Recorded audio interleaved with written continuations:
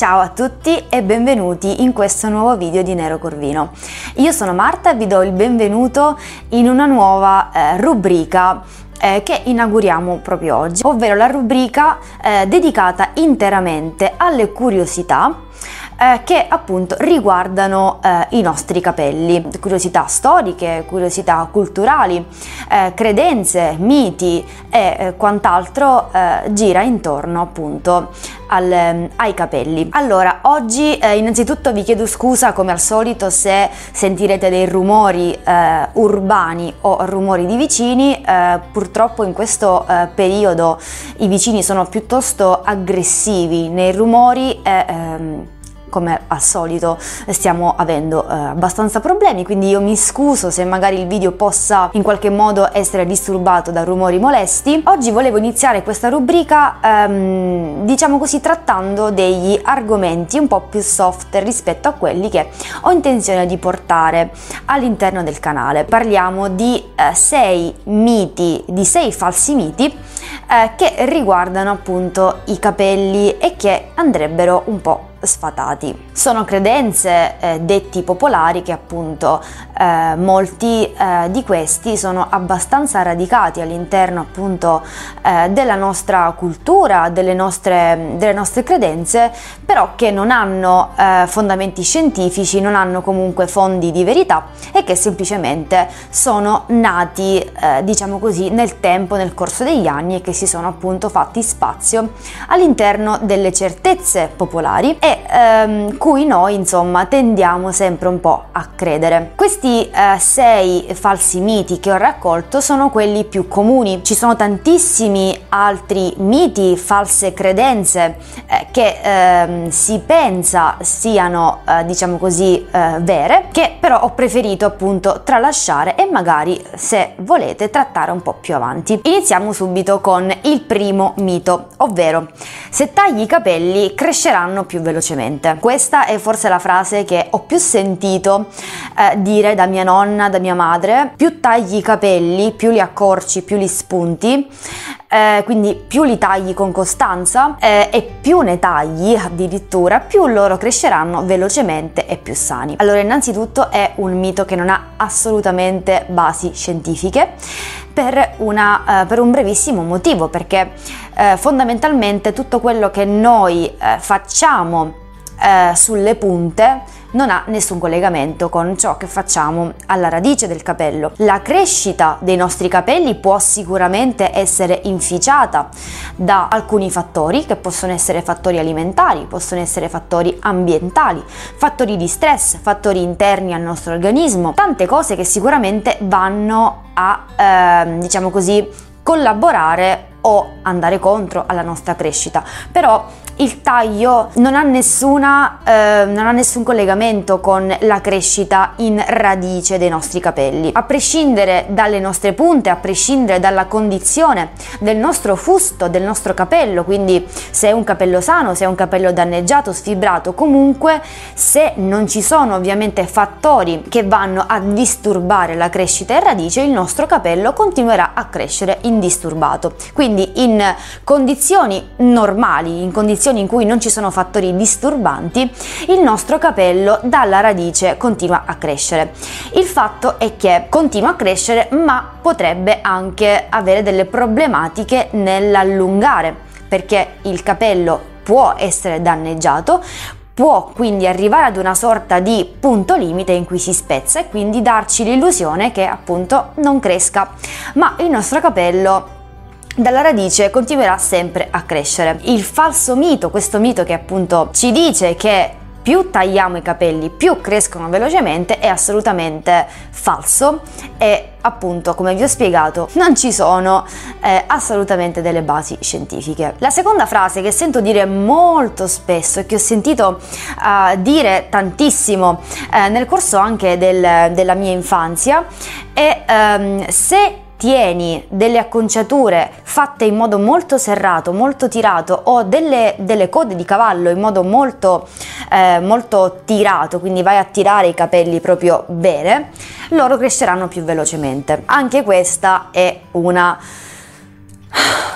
boiata assurda. Non è che più tirate il vostro capello, più lui cresce. Anzi, in questo modo, andandolo sempre a tirare, andando sempre ad esercitare questa pressione, questo stress, i bulbi tenderanno ad indebolirsi e non a produrre più capelli e quindi a incrementare la crescita o aumentare la velocità. Semplicemente andrete ad indebolire i bulbi, andrete a irritare la cute, a tenerla sempre tesa, quindi anche la cute comunque tenderà a essere infastidita e il capello anzi potrebbe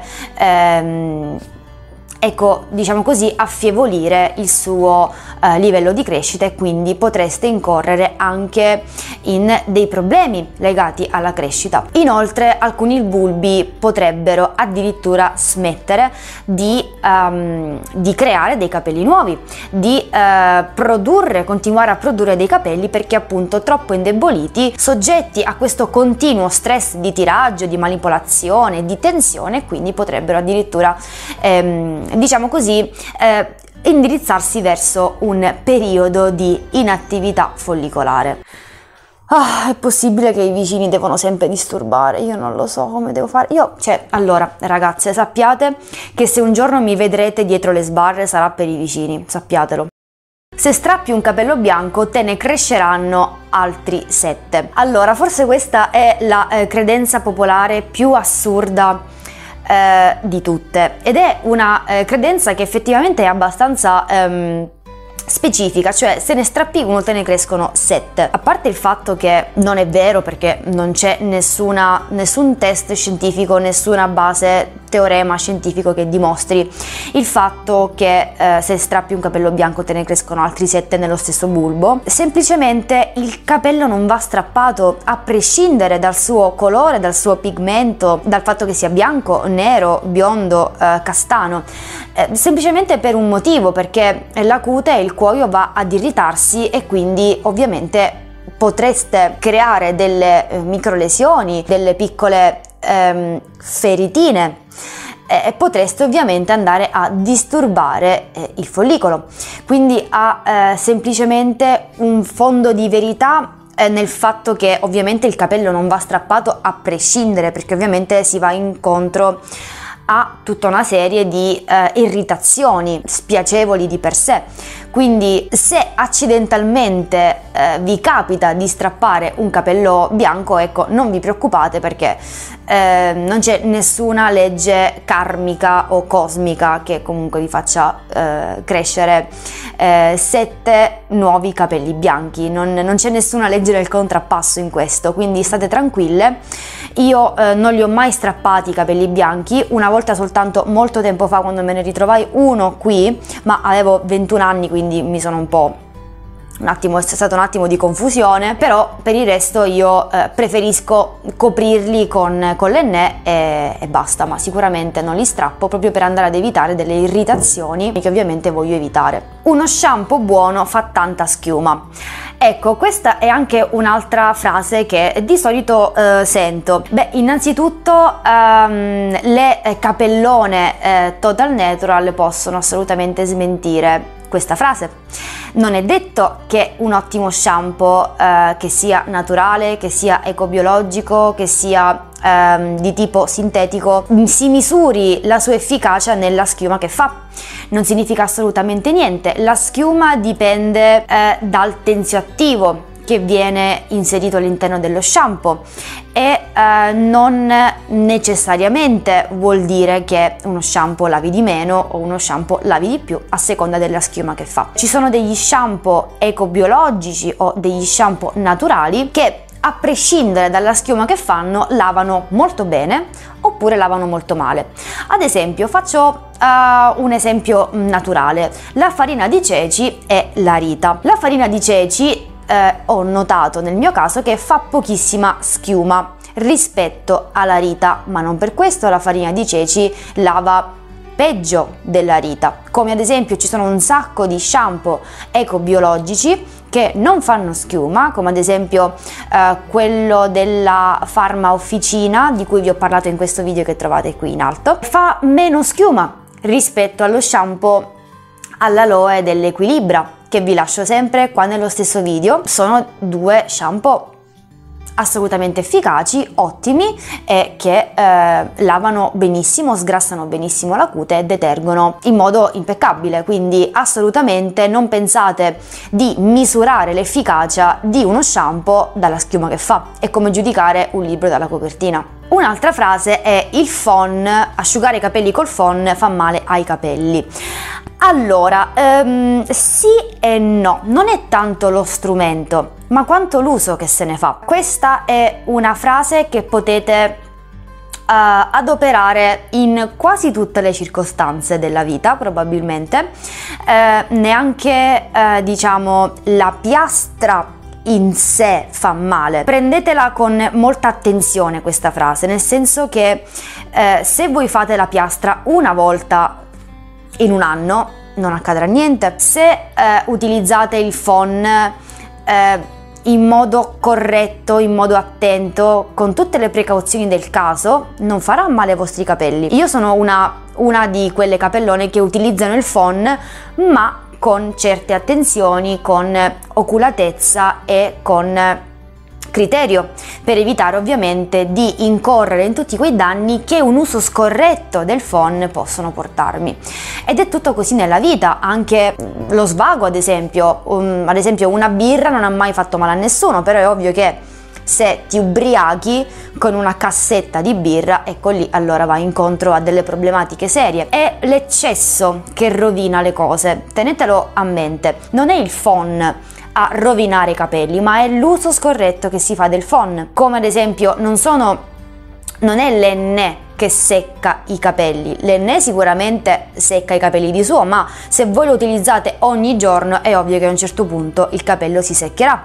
E non perché l'Enne sia brutto e cattivo, ma perché ha la tendenza a seccare. La stessa cosa il phon. Il phon non è che è brutto e cattivo, però se lo sapete usare bene potete tranquillamente utilizzarlo. Io ad esempio lo utilizzo a debita distanza, lo metto molto lontano dalla mia cute, perché io comunque tendo ad asciugare le radici piuttosto che le lunghezze. Lo tengo a debita distanza, quindi ad un braccio da me, e lo metto ad una temperatura morbida, quindi a una temperatura tiepida o fredda, se magari riesco a sopportare la cosa, ma comunque mai troppo caldo e mai vicino. L'ultimo mito da sfatare nel video di oggi è questo: se hai i capelli grassi e che si ungono subito, devi lavarli più spesso. Allora, sì e no, nel senso che lavare i capelli tutti i giorni o lavarli molto spesso, anche se comunque avete una tendenza avete dei capelli che hanno una tendenza a sporcarsi molto, da una parte va a peggiorare la situazione, nel senso che andate da una parte a sovrastimolare la cute con continui maneggiamenti, con continue manipolazioni, quindi andrete a infastidirla in qualche modo, e poi da una parte andrete anche un po' a rovinare il fusto, che sarà sempre sottoposto a continua detersione.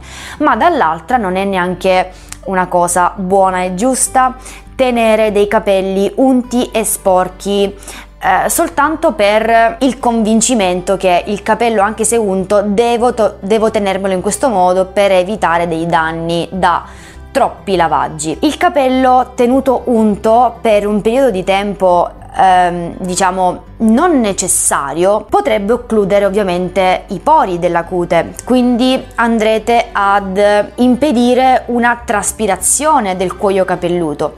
Quindi la cosa da fare innanzitutto è correggere il lavaggio, il tipo di prodotto che utilizzate, utilizzare un tipo di shampoo che sia più delicato possibile, che effettui una detersione più delicata possibile e che quindi vada a eliminare l'unto, vada ad eliminare lo sporco, ma che deterga in modo più gentile possibile, che non vada ovviamente a eliminare quello strato superficiale che ovviamente fa da protezione alla nostra cute. Quanti shampoo ci sono che detergono benissimo, che i vostri capelli quando li toccate in questo modo fanno il rumore dei piatti di porcellana appena lavati, però poi il giorno dopo cominciano a sporcarsi. Ecco, questo si verifica quando la cute viene detersa in modo molto aggressivo e si trova spoglia di tutte quelle tutti quegli strati, quelle sostanze che vanno, diciamo così, a preservarla, e quindi reagisce producendo più sebo del normale. Quindi avere il capello grasso è una sorta di terno al lotto, nel senso che siete sempre un po' confusi, perché ovviamente non potete lavarli troppo spesso ogni giorno, perché sarebbe come andare a sovrastimolare una cute che comunque è già problematica, ma neanche tenervi il capello unto, perché andrete ad occludere la vostra cute. Quindi indirizzarvi verso prodotti più naturali possibili, più gentili possibili, è già un buon passo per costruire una routine ad hoc per la vostra cute. Fatemi sapere, a proposito di questo argomento, se vi piacerebbe che parlassi di come gestire una cute grassa, di come gestire una cute grassa e un capello secco, perché di solito sono delle caratteristiche che camminano di pari passo. Magari può interessarvi, e fatemi sapere appunto voi cosa ne pensate di questi miti di cui abbiamo parlato oggi, e se vi piace ovviamente la nuova rubrica sulle curiosità. Io adesso vi saluto e noi ci vediamo al prossimo video.